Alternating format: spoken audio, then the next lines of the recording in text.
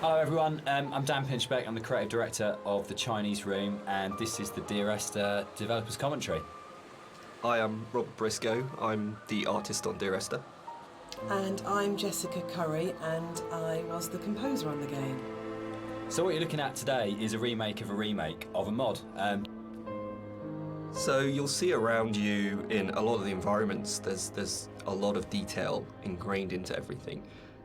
One of the things that I wanted to do with Dear Esther is bring the visuals up to the same kind of level of detail that Dan and Jess had put into the other areas of the game. So all of the history and the kind of hidden pieces of story that are intertwined with the VOs and the music and stuff, I kind of wanted to bring some of that into the environments. So if you look around you, you'll see that there's a lot of interesting bits and pieces, a piece of paper with someone's name on it, a photograph, an ultrasound.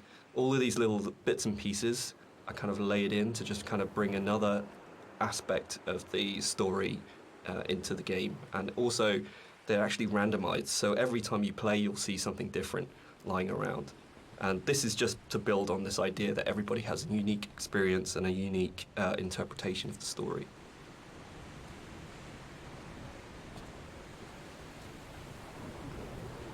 Part of the point about the whole game, I think, was this idea that rather than having a linear, straight-through version of the story, that we could have multiple story units for each place you were, and I was really interested in this idea of how you can open up that space that people can interpret. So I loved the idea that you could have two people that had played this game and then would have a conversation about it, and one of them would say, oh, what did you think about when this happened? And the other person would be like, well, that didn't happen for me. I had a completely different event happen or a completely different story happen. And it kind of feels very gamey in that way, that actually one of the things I love about writing for games is that you hand over so much control to the player that it becomes their story, and that's really, really important rather than trying to force them.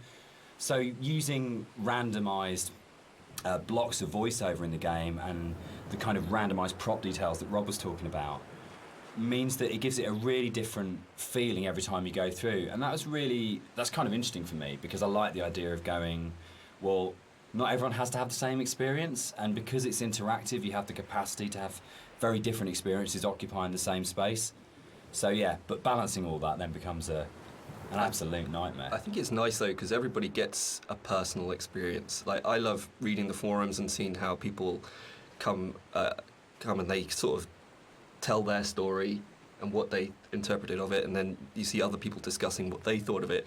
And to me, it's kind of nice because everybody takes something unique away from it.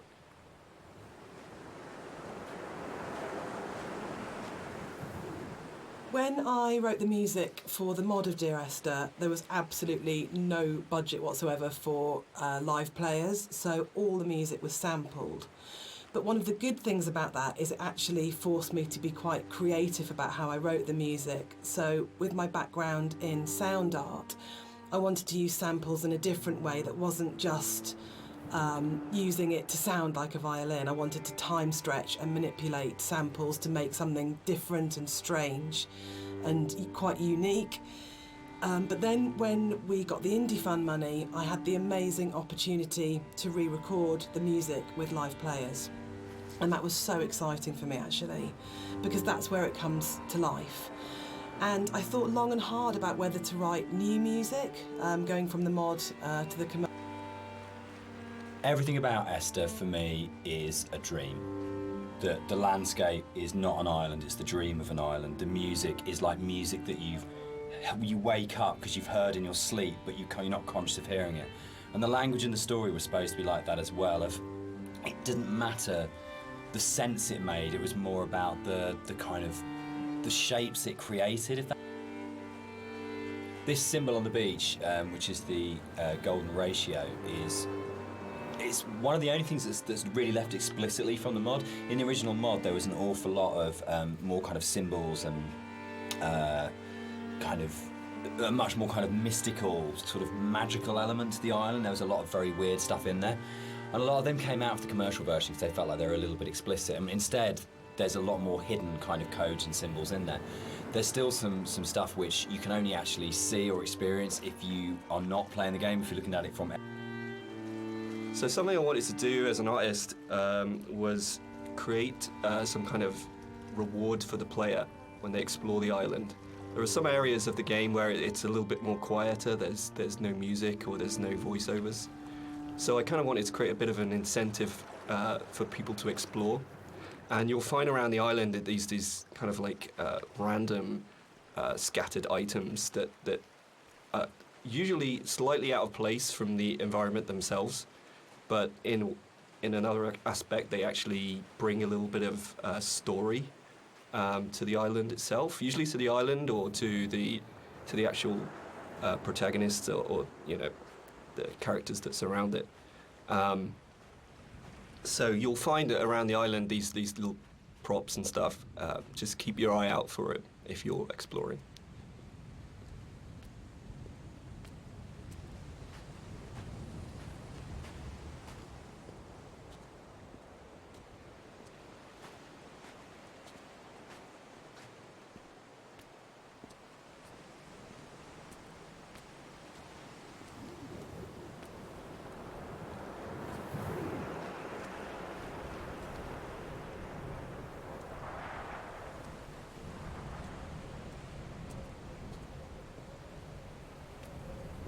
So people have asked why the Dear Esther's set on a Hebridean island.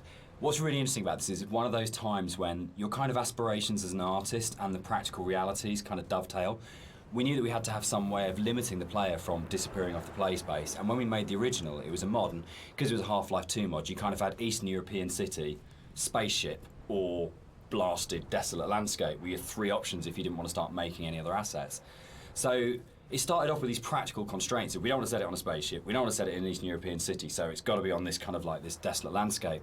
And we want to limit the player, so an island seems like a natural choice. And one of the things you're always trying to do as a composer is create memorable themes. And a slight confession is that probably the most memorable theme, which is Remember in Dear Esther, wasn't actually created for the game. Rob's looking shocked. So it was actually from a piece of choral music that I'd written years before, based on a Christina Rossetti poem called Remember. And one of the things... So people have asked why the Dear Esther's set on a Hebridean island. What's really interesting about this is it's one of those times when your kind of aspirations as an artist and the practical realities kind of dovetail. We knew that we had to have some way of limiting the player from disappearing off the play space, and when we made the original, it was a mod, and because it was a Half-Life 2 mod, you kind of had Eastern European city, spaceship, or blasted, desolate landscape, where you had three options if you didn't want to start making any other assets. So it's... One of the things you're always trying to do as a composer is create memorable themes. And a slight confession is that probably the most memorable theme, which is Remember in Dear Esther, wasn't actually created for the game. Rob's looking shocked. So it was actually from a piece of choral music that I'd written years before, based on a Christina Rossetti poem called Remember. And one of the things I was talking about earlier was how I didn't have any budget. So I had this piece of choral music, and I thought, hang on, this is absolutely perfect for Esther, but I don't want to use all of it. So the only bit that you actually get in the game is the first line of the choral piece of music. But that actually went on to form the main theme of the music that I wrote. And I think for me it's really interesting about how things that you've written... White Lines. Yeah. They actually did this. It was really cool. I found this historical document. They used to do this on Bora and the Hebrides. If their disease broke out, Really?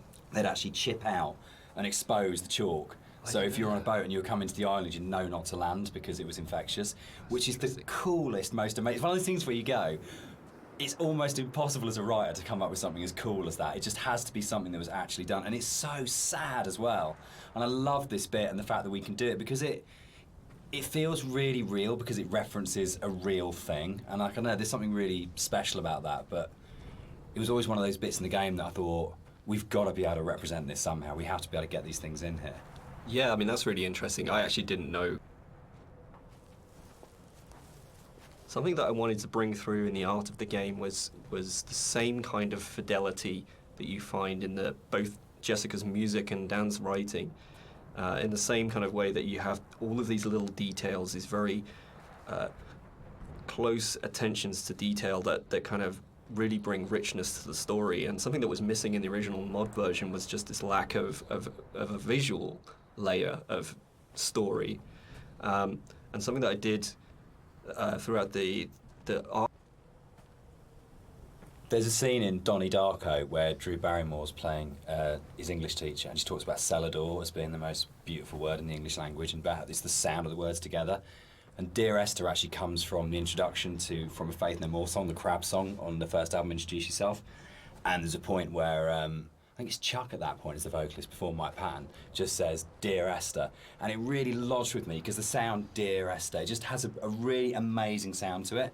And I think when we started making it, and the idea of it being this series of letters to someone came through, it just came straight back out of going, that's just a really beautiful sounding combination of words. And I think that really sums up the whole approach to the writing in Dear Esther of what's the most beautiful combination of words and images. I think the central question to the entire experience for most people that have played it or are talking about it is this idea of, is the island real? Is what's going on a literal event of a man walking across a Scottish island, or is it a dream that he's had?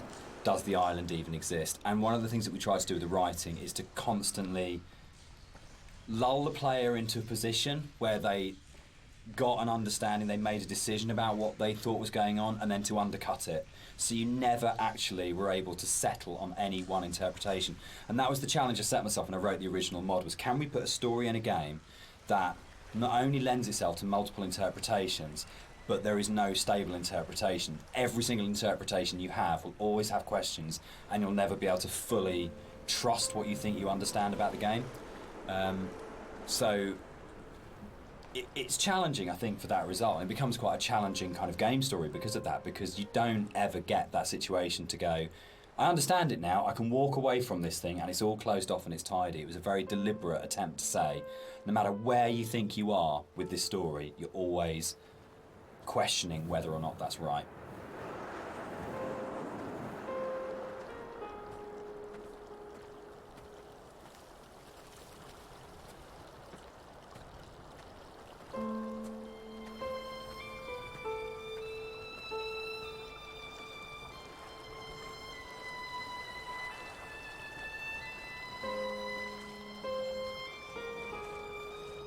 One of the things that's been most commented on with the audio and the music in Dear Esther is how sparse it is. And that was a really deliberate tactic. I wanted to leave room for the player to think and to dream and to wonder and to put their own interpretation into what was happening. And I think the problem with so much modern media is how bombarded we are constantly. It's the kind of MTV, flash in your face, constant music.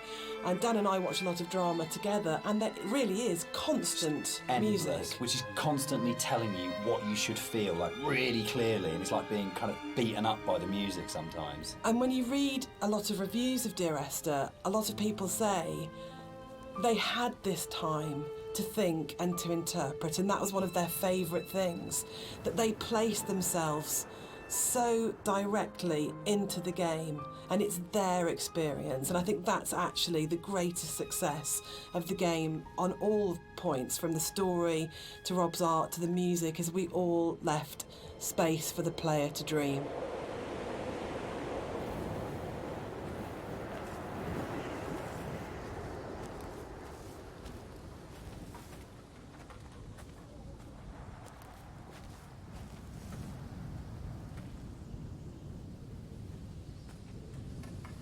So there's a lot of places in the game where you see a lot of strange things, and this is very deliberate.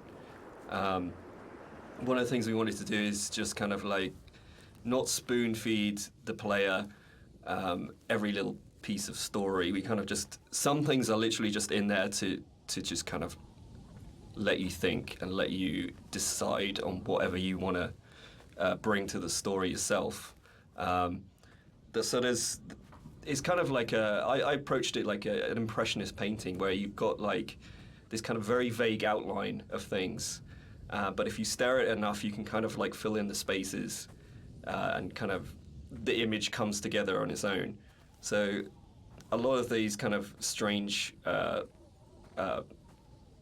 pieces of geography and stuff, that's really kind of deliberate in some ways, just to kind of keep the player's mind open and kind of bring their own interpretations of the story through that.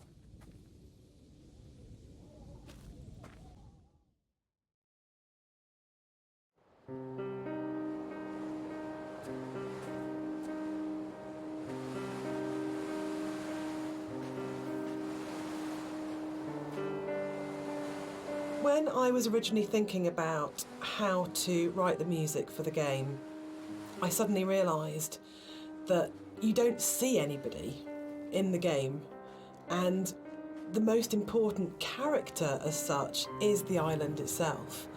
So one of the things that I did with the music was to write the island as if she or he were a character in its own right.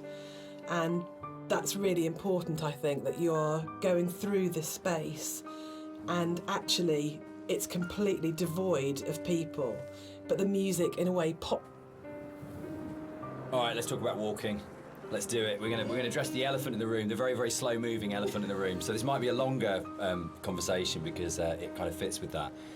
So Esther was the first of the what are now called walking simulators, and it was really interesting that for us it didn't feel that weird to have a game that was slower than normal, where actually there was lots of time to just walk around and think and look at things. And it was amazing at the time how this was seen as completely revolutionary, and it's really interesting, and it's amazing to see how many other games have kind of like taken it on board. For me, it came from, I didn't see it as being odd to have a game where very little happened, where you thought about what you were doing. The radio mast in Dear Esther was obviously there as a really important kind of design feature, as well as its place within the story. And that, I think, came from, it was really interesting, it being a Half-Life mod to begin with, and the Citadel in Half-Life 2, that it tells you how far you are through the game. You're always looking up to the skyline. Am I closer to the Citadel? Can I see it? And it lets you know how near you are to the end of the game. And it was really important because Esther's so open in a way, and because there isn't this, you're not using kind of shootouts or kind of gating it with combat encounters to kind of constantly keep you moving. That it was really, really important that you always had that focal point of going, I know exactly from the beginning of the game, virtually right from the start, you know where you're going, you know where the game's going to end up, and you know that sooner or later you're going to be either at the base of that thing or climbing that thing, and it's always there, that red light.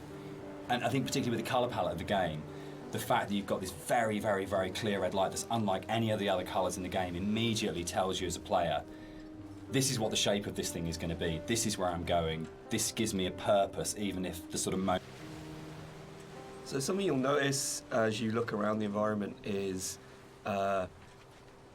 you know, from a distance you see the landscape. It's kind of a beautiful place in some ways, but something I wanted to bring to the game was that there's this second layer beneath the surface. Whereas if you look at things closely, you see that the actual island itself is very polluted. It's kind of very rotten.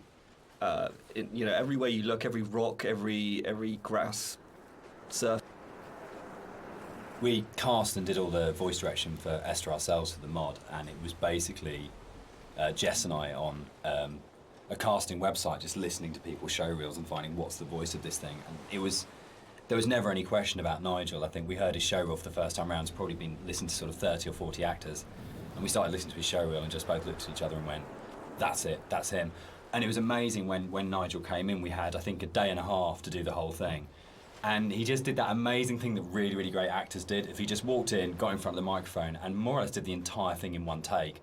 And we did hardly any retakes on anything. It just felt like his instinct for the character in the game was so strong that he just, without virtually any direction, just came in and just got it. And one of the hardest things with the voiceover that we did was when we went from the mod, which had 3 potential narrative units per queue, to 4 potential narrative units per queue, was not only finding new bits of writing that kind of complemented and played off what was there in the original mod, but for Nigel to come back in, nearly 5 years later, and to just re-find that voice in exactly the same way and deliver it in a way that fitted in and complemented it was a real testament to his ability as an actor, I think. That apart from we had spent quite a lot of time trying to make the sound actually sound the same in terms of mic placement and things like that, but in terms of the actual delivery of those new monologues, you wouldn't know that was...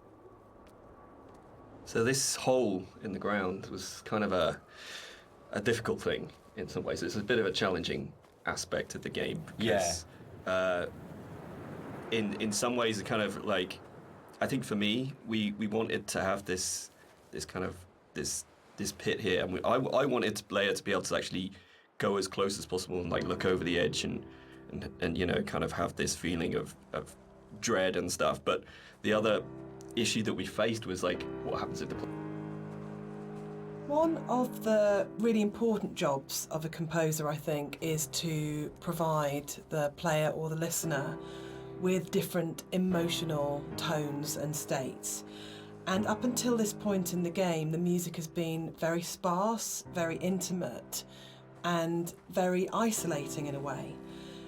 But the island is also a beautiful and magnificent place, and what I wanted to do at this point for the first time in the game is to create something that was really epic.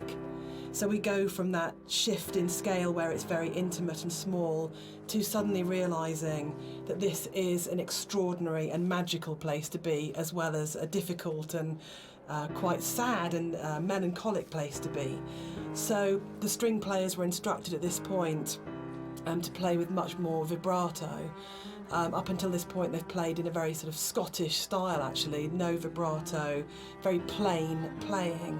But this was a really beautiful cue to write actually, because that has that scale. You suddenly realise that the island is really big, and you know, you have this beautiful vista, and the music then shifts so the player can actually just for a moment, I think, enjoy being where they are. Yeah, I think that's it. Can I? Yeah, I was going to say, this is actually one of my favourite parts of the game. It's just where everything, all the elements kind of come together perfectly. You've got the music, which just is just epic, as Jess has said. You've got the landscape, which is kind of like this big open space. You've got all the little bits and pieces that I put into the detail of the environment, like the movement. There's leaves blowing around, there's the clouds in the sky, there's the mist rising off of the grass, and then you've got Dan's voiceover coming in there, and I think it's just like all of these elements coming together and just in perfect synergy, and just kind of, it really brings you know, chills up your spine. Inside the bothy, there is a randomised chance that you can find an ultrasound picture on the table, and I think it's... So as you leave the bothy and the seagull takes off, that's the one jump scare in the game, which is kind of interesting, because when we made it, we kind of had to, you know, we kind of called it a ghost story, but there was no intention really. We kind of wanted this dreamy, hallucinatory type thing. But when it came out, people started coming back and saying, this game is absolutely terrifying. I was really, really frightened. And that was really amazing. And I think it's because nothing happens. We're so trained in games to go, there's stimulus all the time, that if nothing happens, you're waiting for something to happen.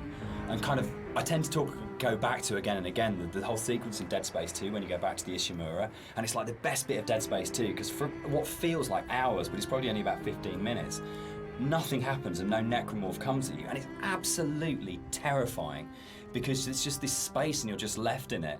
So I think the kind of the bird here is really interesting because it can actually really, really make you jump. But I don't know if that was part of why people were saying that the game was really scary, but it was a real surprise when people started coming back and saying, this is a frightening game. And I don't know how much of that is to do with the ideas in the game are frightening when you think about them, and how much of it is to do with just the emptiness and the lack of kind of things in the game make it a really quite stressful or quite frightening place. But it was a real surprise, I think, that sort of reaction from a lot of players when we shipped it. So one of the things that influenced the visuals quite a lot was the tech limitations at the time, and also the kind of themes of the game. Like, tech-wise, we were never ever gonna kind of achieve photorealism, And I think that was a good thing. I mean, really, it made us sort of stretch out into other areas, and for me as an artist, it kind of made me think a little bit more creatively. I did a few tests at the beginning, and when I realized this wasn't possible, I kind of went back and I kind of did some research on different styles, and one of the ones that really struck me was this kind of impressionistic painterly style, where it's kind of like there's just enough shape and color there for you to form an image, but a lot of it is just your imagination. It's kind of like we should probably talk about some of the inspirations behind it. I'm on a strict you don't talk about Stalker kind of thing going on here. But when Rob and I started talking, I think one of the first things that we kind of discovered was how much we're both obsessed with Stalker. And I think that was one of the major things behind it in terms of when people talk about game inspirations. I mean, for me, there's a lot of FPS stuff in there, Doom, System Shock, but I think Stalker probably more than anything else. And Roadside Picnic, the Strugatsky novel that Stalker's based on, of the idea of this incredible space that you didn't understand, that's simultaneously beautiful and threatening. And I think sort of Tarkovsky's kind of films kind of play into that as well, particularly his version of Stalker, that you want to have this place that you feel rather than think about.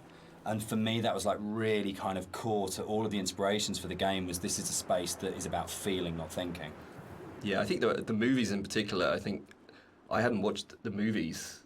I'd read the book and I played the game, but when I watched the movie, it kind of all made sense to me, like why I like the game so much and why I like the story.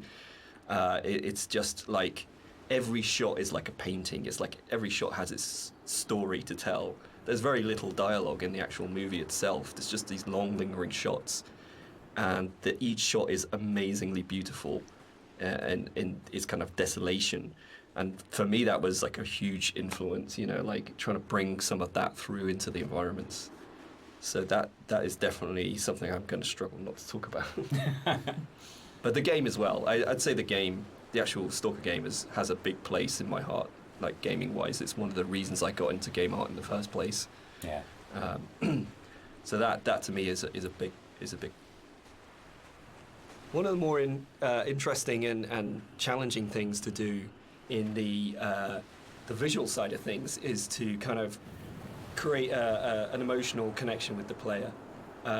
With the music, it's very strong, and the dialogue can kind of help you to feel what the character's feeling, but to kind of really create an atmosphere and to create emotion, it's very difficult.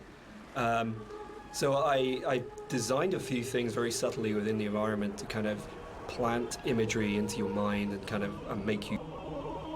One of the really important images in the game is the radio mast, and the soundscapes that I wrote for the game are really tied into this idea. So it's the concept of the tortured sounds that they're so broken down, they're so manipulated, and it really is supposed to represent the inner state of the protagonist at this point. It's that fractured understanding. So it kind of works on two levels, actually. We have the narrator who's trying to understand the journey that he's on, and we also have the audience's journey and their struggle for comprehension to understand what's going on in the game. So this distortion, this breaking down, this fragmented, kind of tortured sound really ties into the idea of the radio mast and that idea of communication, actually, that the game is trying to communicate something to you. The narrator... This is another of my favourite bits in the game, where you come along the edge of the sort of gully and you find hundreds of books, and it's one of the first times where most explicitly there's the suggestion that nothing you're seeing is real, because there's just no way that this can exist, and it's a really amazing, uncanny moment. But it works, I think, for me, because you just go, I don't understand it, but it's lodged somewhere in my head, and I can't get rid of it, and I can't unsee this. And I think for me, like in terms of my influences from books, I mean, there's the obvious sort of stuff like with Burroughs, Cut Up and things like that going on. But it comes to the kind of books that I really love, that like Roadside Picnic, or the other one by the Strugatskys as well, I absolutely love, is The Ugly Swans, that's just full of these images that you go, I don't understand, I literally have no idea what's going on here, but I can't shake it, it's just got its hooks in me. And I think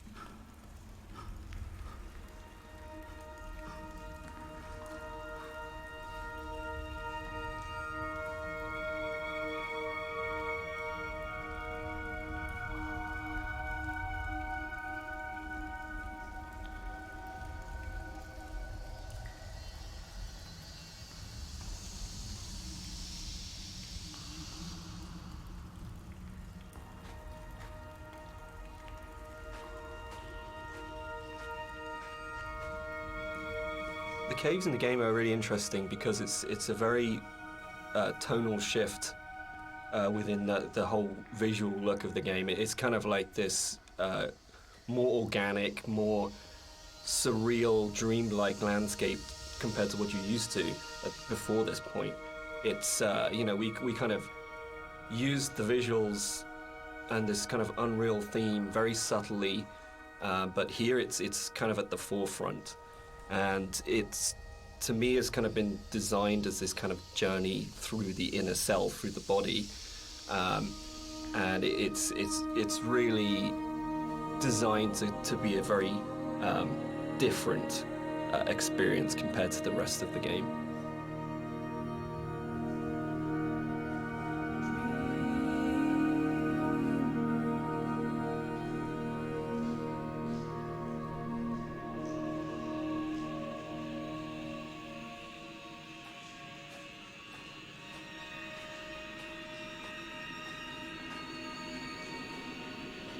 This, for me, is probably the most pivotal music cue in the game, and it's the one that most people write to me about to say that they are absolutely obsessed with and they love.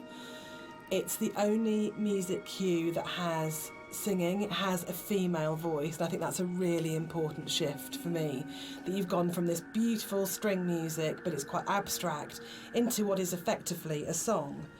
And with lyrics, so you're actually explicitly saying something as a composer at this point. The other thing that I think it's important to say for me is it's the biggest shift from the music that I wrote for the mod. It's the same music, but the act of having it sung by an amazing singer. I sang it on the original and it's really bad, and Clara Sanabras re-recorded it. I just want to say that I think you can divide caves in games into pre and post Dear Esther. I think that it's just a way of breaking away from reality into saying what you can do with these spaces that actually makes them this incredibly, much more vividly colourful and much more kind of interpretative and look for it. And it's really interesting that I look at caves now in games and I find myself going, that's a very Rob Briscoe cave. And I think that's an amazing thing to have achieved. So I think it's one of those. It's great paying other people's work compliments. I enjoy that because you never feel like you're being big-headed about yourself, but I think it is. I think particularly it does come again down to that blend between the audio and visuals that just, it's a real high watermark. I kind of, it's one of the areas in all of the games we've made that I'm most proud of. I think as well, you think you know what you're getting with Dear Yes. Esther for the first 45 minutes of the game, wherever we are at this point, and then you step into something completely unexpected and completely new, and I think it just throws the player such a curveball in such a wonderful way.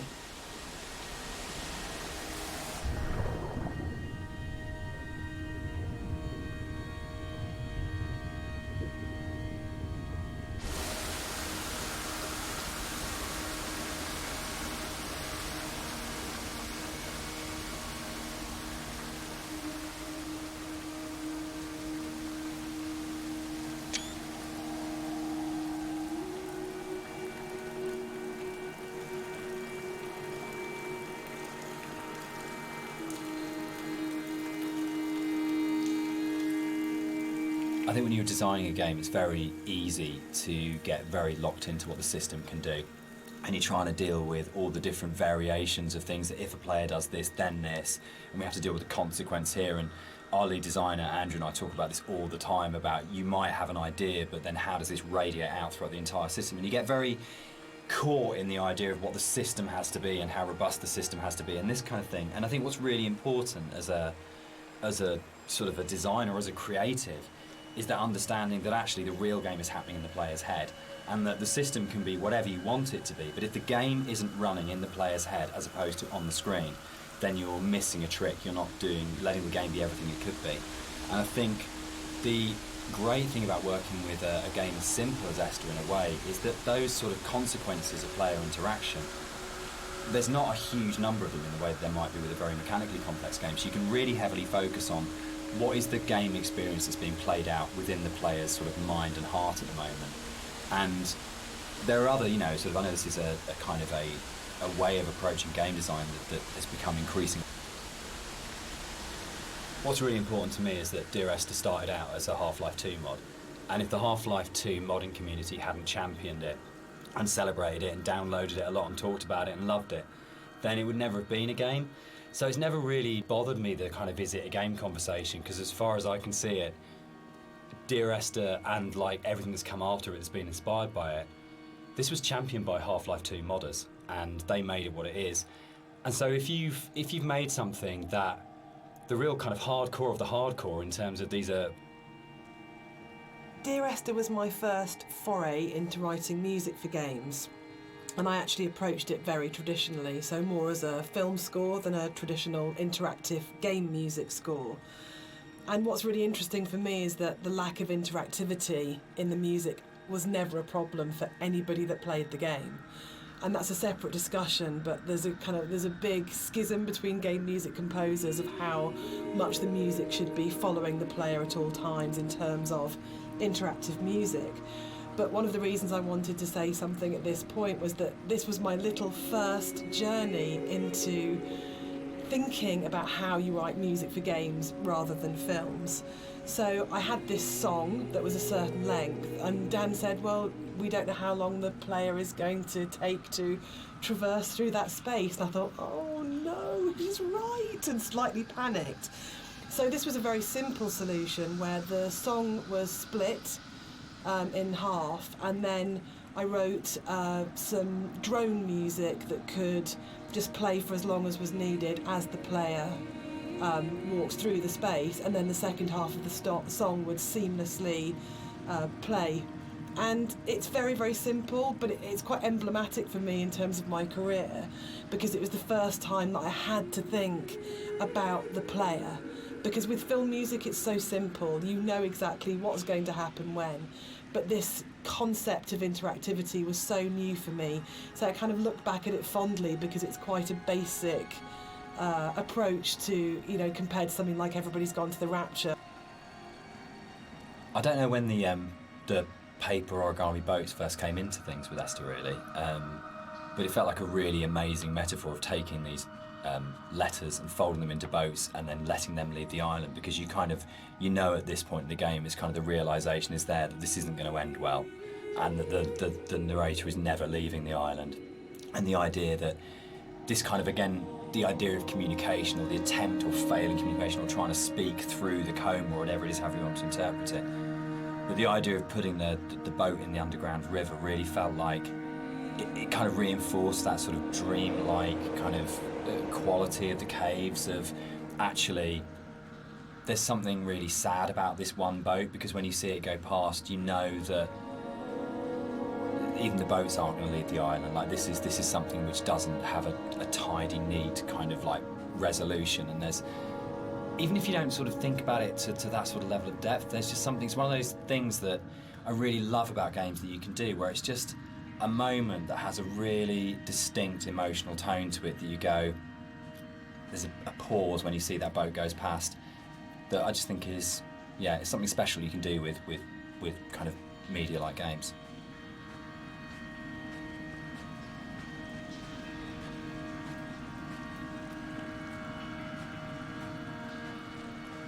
In a lot of ways, the caves were the hardest area of the game to actually write, because we knew we didn't want to have much voiceover in there. I think because of the strength of the music, and this goes right back to the original mod, we wanted that to be the voice and for it to be a chance for Esther to speak rather than the narrator.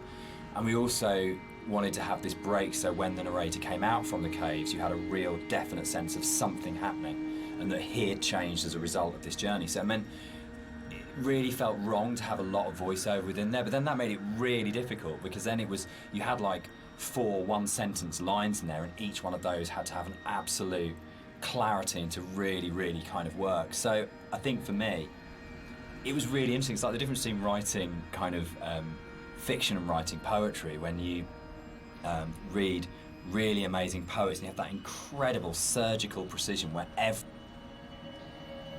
The sound here is a classic case of, again, what music I think does really well, which is you've had this soft, lyrical, beautiful, epic, dreamlike music, and then the moment you come out of the caves, you're into this really harsh soundscape, and the tonal shift is very, very brutal, I think, and deliberately so.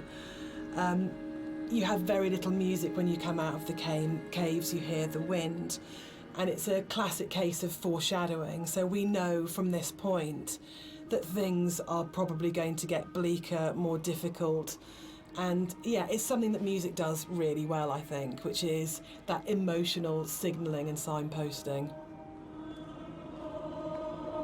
This whole area moved, didn't it? The original mod, this was a Yeah. cave right at the beginning of the caves where Yeah. everything was written, and it moved to the back end of the level, and we have this long corridor that's full of these kind of it's the point of high madness, I think, in the game, isn't yeah. it? Yeah, it's kind of just where you feel like you're losing the plot completely, both like visually and auditory, and you know, it's kind of like this really frenetic moment for me. I think it's where you feel most that you're underneath a mountain, and you feel Yeah. the weight of that mountain, and just I loved the idea when we were, putting through it of what would it actually take to do this, like to actually paint all these symbols and what is going on, and it really is quite an explicit kind of thing of madness of going, you would have to be insane or very, very disturbed to actually do this, and what is the process that this person's trying to work through, what they trying to achieve by this. And I think it really strengthened it, making it a crawl through a tunnel as opposed to just a static location. Yeah, I think it's the consistency and the coherence of the symbols is a lot more broken down as well. Like you see some symbols before like scattered around the environments, but at this point they're like right in your face, and they're kind of just, it's just total madness, you know. Any kind of meanings have been crossed over and confused, and you know, I think it really helps to bring the tension up.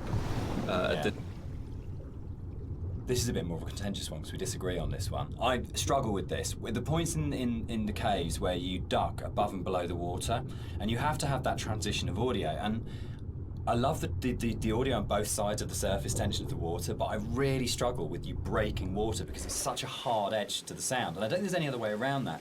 And you need to have those moments where you do go underwater because it's so important.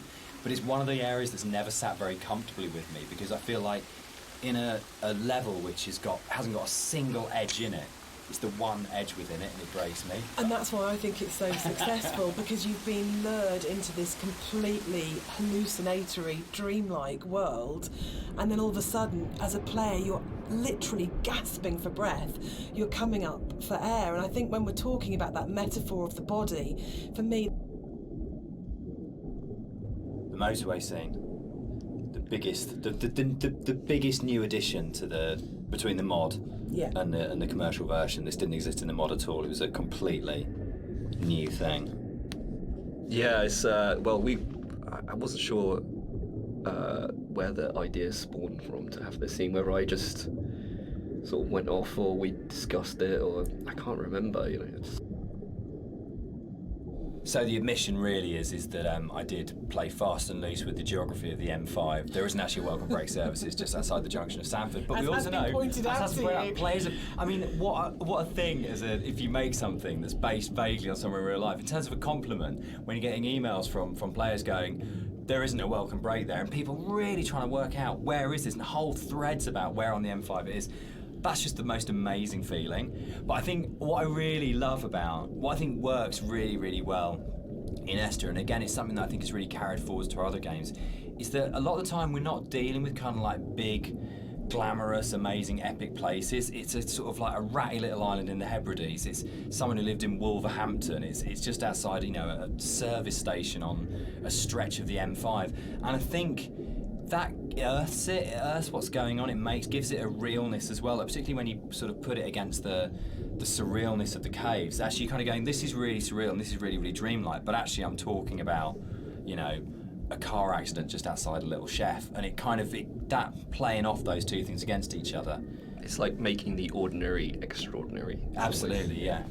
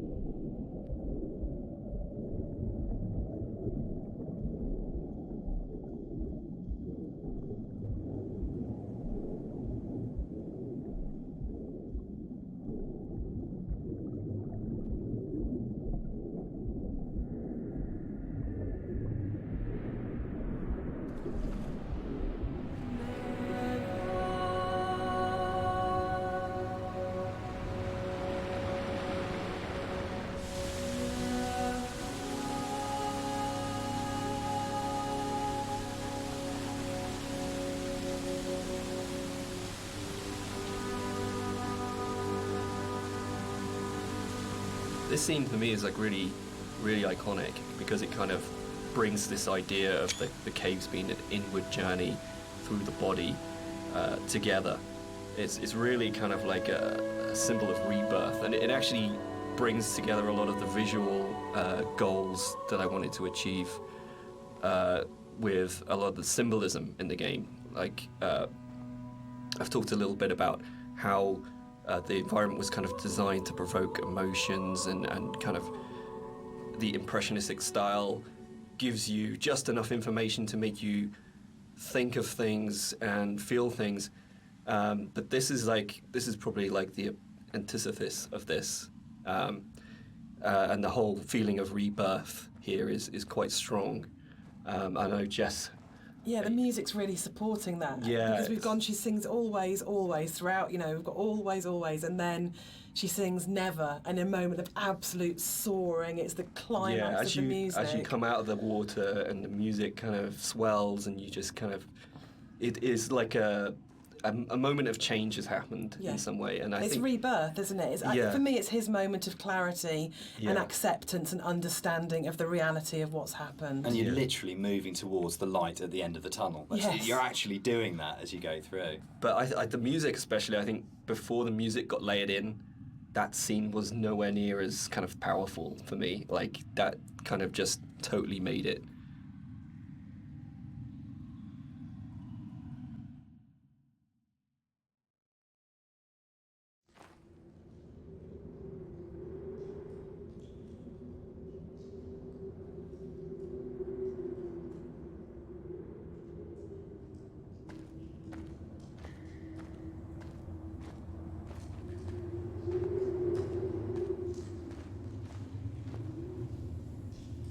Dan and I had worked on lots of projects together, non-game projects, before we made Dear Esther.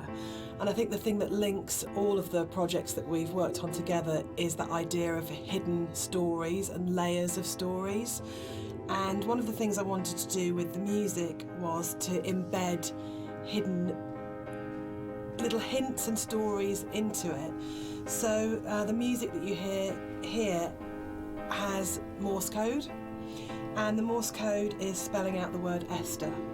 And I really, really liked this concept of that some people would understand that it was Morse code and try and figure out what it was saying. It also provided a really interesting rhythmical dynamic. And it's just about these ideas of hidden stories and layers, but it also starts to emphasise the obsessional nature, I think, of the story in Dear Esther, and his agitation and actually slight panic. So you're getting this.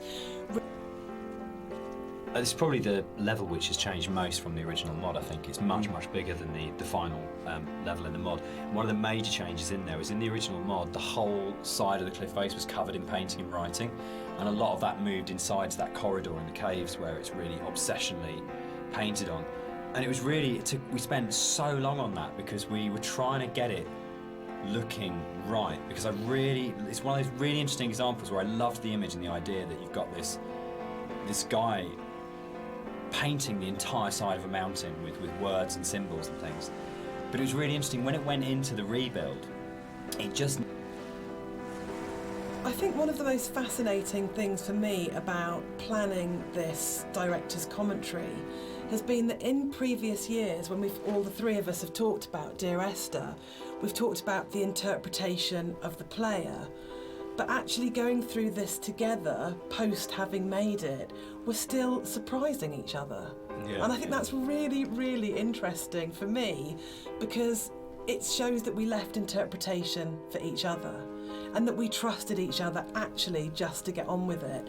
And because we each brought our own special and unique contribution to the game, we didn't have to, in a way, talk it to death or say you have to justify every idea you have or talk it to death or explain it.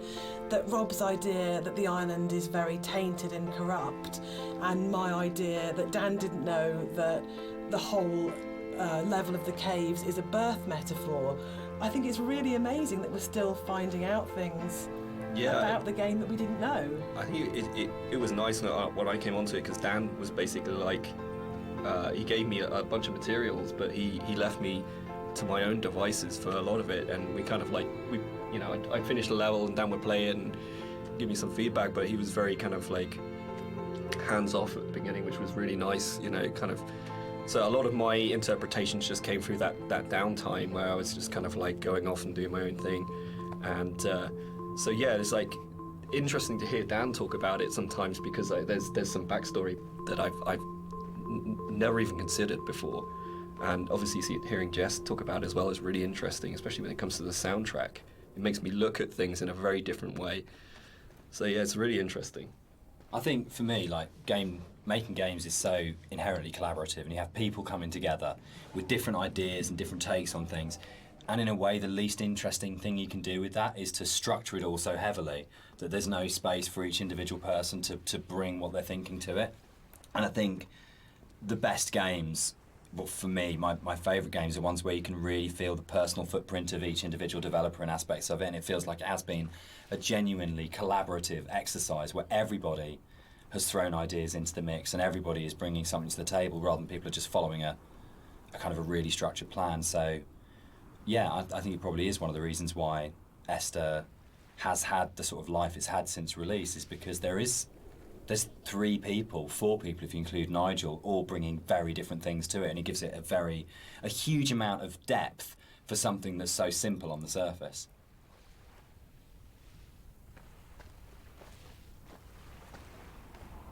I'd been on holiday to Greece lots of times, and one of the things that I always really responded to emotionally was those shrines that you see on the road, and sometimes they're dedicated to saints, and sometimes they're to markate where an accident has taken place. So you'll get photos of the deceased person and flowers and candles, and it always really touched me. And so I said to Rob, I think it would be amazing to get these into the game. Somehow, and then Rob took that idea and ran with it, and I think they're so successful and they're so beautiful and they're really moving, and I think it's because you had this elemental scale, you have the island and it's huge and you have that scale, and all of a sudden you come around this corner and it's absolutely brought back to the human scale again and to that relationship of the individual. One of the really nice things about the move from mod to the commercial version is that we had a couple of years worth of the community talking about the game before we went back into it again. And one of the things that I read on a forum was that someone had constructed this amazing version of the story where they'd decided that the narrator was Paul. And I hadn't thought of that. It was never part of the original writing. And I thought, that's so amazing that as a writer, your audience can find something in what you're doing that you hadn't thought of. So it was really important when we went back in to record the additional set of voiceovers. I thought, I absolutely want to do this. I want to take this idea that's come out of the fans and to run with this and to add an entire new sort of stream of story in there. So we added in a couple of cues within the force level that intimated much more strongly that actually Paul wasn't this other character who caused the accident, but actually you were responsible for everything. But again, it was then trying to find that balance of not overcooking it, so you weren't led to that idea, but just if you happen to have the combination of just a couple of narrative units, then you would possibly come to that interpretation. But it was really amazing to be able to say, it felt like giving something back to the fans that had enabled us to make the remake in the first place. And it's always a lovely moment as a developer to be able to recognise your fan community and kind of say, thanks, this one's yours, this one's here for you.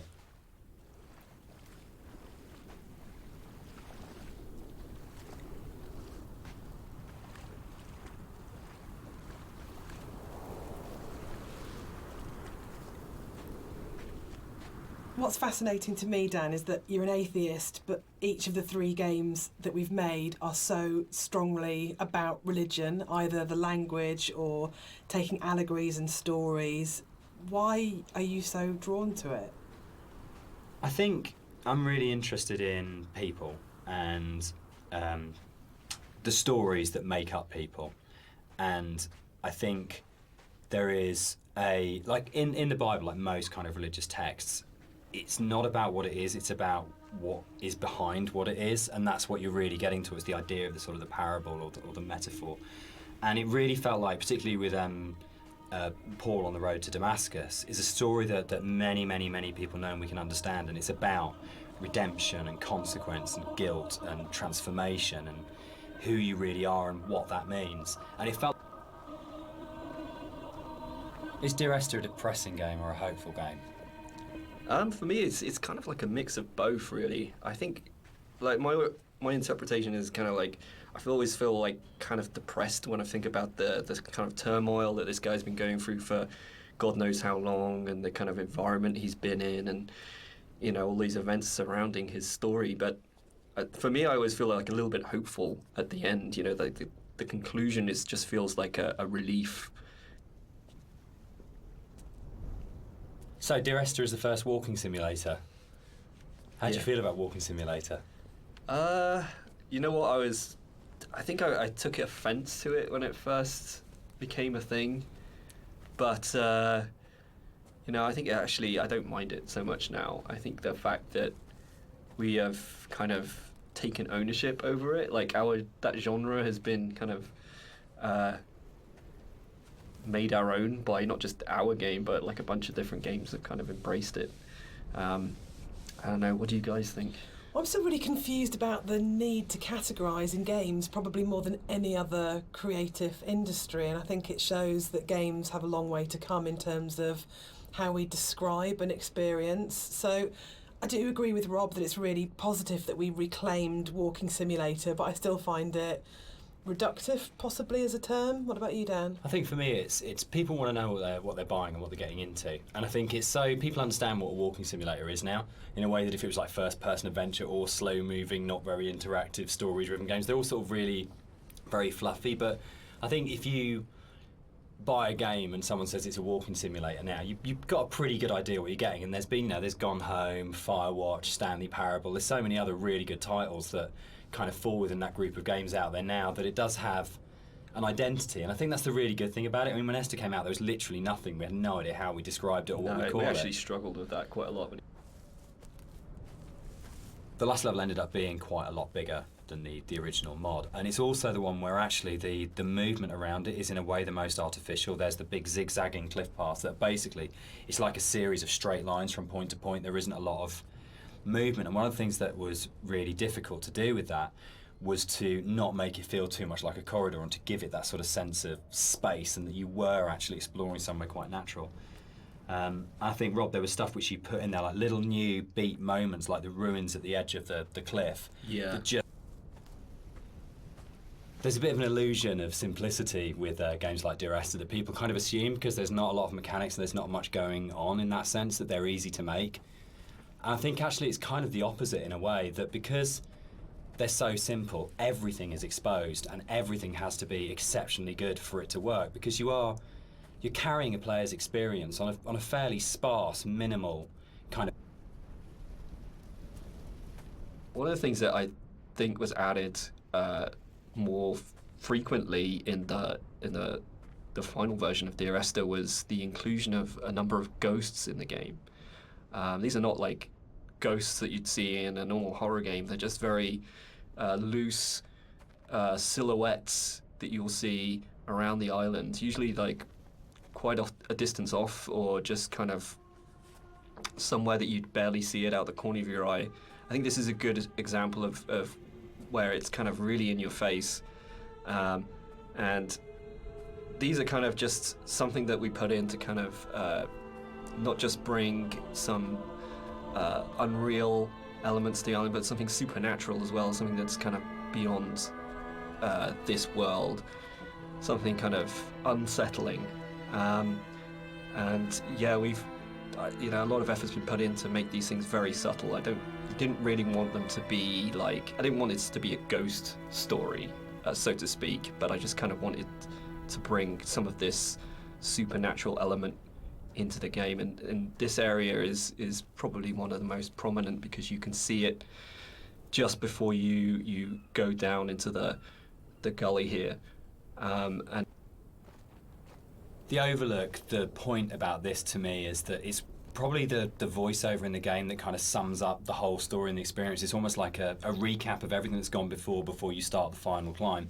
And you know it's that pause before you're going to start the final climb and before the game's kind of builds to a climax. But you can also see the whole level, and it's like the idea that you are standing looking down on your own journey, a bit like the the idea of your life flashing before your eyes, or sort of like seeing your body but having an out-of-body experience at the moment of death. And it was really designed to try and get that feeling as the player that you stop and you take stock of everything, and there's a bit of a sense of there's no going back. You take a breath and now it finishes. And I really wanted to kind of achieve that. So here it kind of, the environment becomes a little bit more surreal again. We kind of play with the colors a little bit, bring up the saturation. It's kind of a little bit of a return to some of the more cave-like aesthetics in terms of colors and stuff like that. And it's kind of there to kind of signpost another significant moment in the game, or something that's leading up to the significant moment. It goes back to this kind of idea of having these emotional signposts in the visuals of the game, without it being overly obvious, and some of that emotional stuff comes through. The music that's playing here is a repeat of another cue, and originally we hear it played on the piano, and the string quartet take on the piece here. And it's one of those really nice instances where we were in the studio and I had this idea of how it was going to sound, and I thought it was going to be quite full and rich and, yeah, full-bodied. And then one of the string players said to me, "This is wrong, actually, for what we're playing." And they said, let's strip out all the vibrato. It was possible that this last section of the game could have felt quite laborious and forced, because it's two long zigzagging paths that just go up, and there was a real importance to getting it right. Quite a lot of work went into it. I think at this point for me, you probably as a player understand that the narrator's going to die at the end, and that this is it. And that unlike where the rest of the island, there's this sense of this could just keep going on forever and ever and ever, and you're going to keep the motif of come back. But I think when you set on this path, we really wanted to have that sense of this is it. This is the last time you're going to walk these paths. This will end now. And that sort of idea of going, you're kind of climbing towards your death, but you're also moving towards a point where that glimpse in the caves where you see the motorway and you go, I understand what this is about. For me, the whole path up the side of the mountain is about saying, it's okay. It's that kind of starting to kind of release it and go, it's kind of okay that Esther died. It's kind of okay that the accident happened. I know that I'm going to die. I know that this is going to end. And I know that there's nowhere for me to go apart from follow this path, but that's all right. And it was very sort of hard to kind of try and find that subtle mix between the dread of it and the acceptance. It's where the positive and the negative and the kind of the loss and the redemption really start colliding for me. At least certainly that was what we were trying to achieve with it.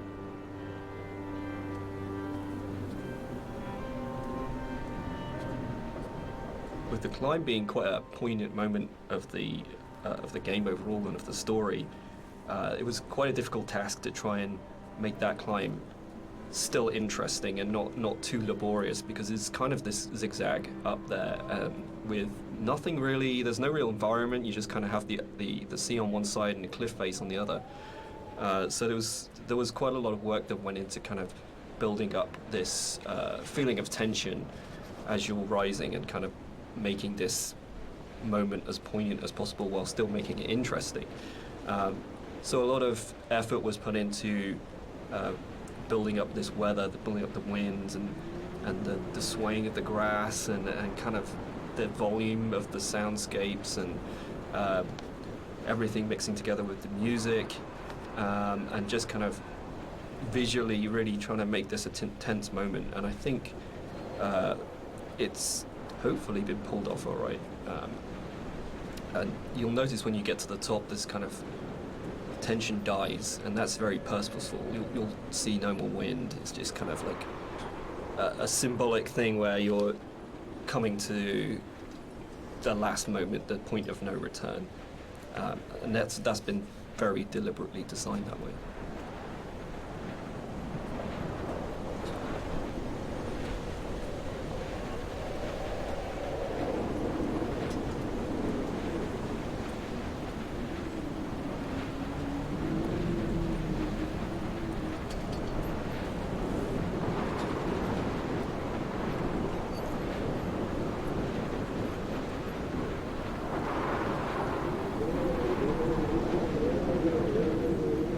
had a lot of debates, didn't we, about the ending of the game and whether the player should retain control or whether it was okay to go to a cutscene at this point. I personally don't mind it. I actually actively like it because I think it works really well as a metaphor for loss of control at that point. Dan, I know you're not as keen. Yeah, I'm not. I would have loved the player not to have had control taken away from them, but to me it was a balance between two evils: the evil of having a cutscene and the evil of the player accidentally falling off the ladder halfway up and destroying the ending. Yeah, I agree. Like I think we tried a few different things, and the tech at the time just wasn't, the ladder tech at the time just wasn't there. So, and the other thing for me was pacing. It was making sure all the music, the voiceovers, the timings and everything were perfect for that final jump off point, and just letting the players kind of noodle around going up a ladder for what may have been like 7 minutes because it's a tall tower was kind of an impossible task.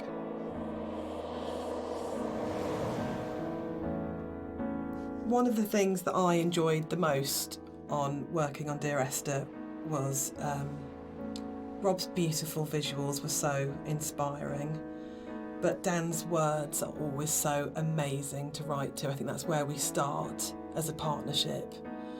And the music at the end was so easy to write because that last voiceover is the pinnacle of the writing to me, as it should be, because it's the last VO, so you would have failed if it wasn't good, but it is just so beautiful and moving.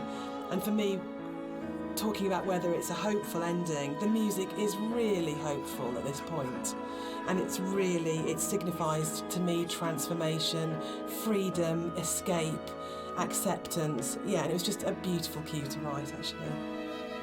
I don't know, I can't remember quite where it came from in the mod, but the moment when we went, or we could put the bird in there and you could see the bird's shadow, and actually it turned from being kind of like a straightforward literal suicide into a metaphorical, or to my mind, kind of like, I always really believed the narrator did turn into a bird just before they hit the ground, and that was really important. I think it's probably the strongest ending in any of our games so far.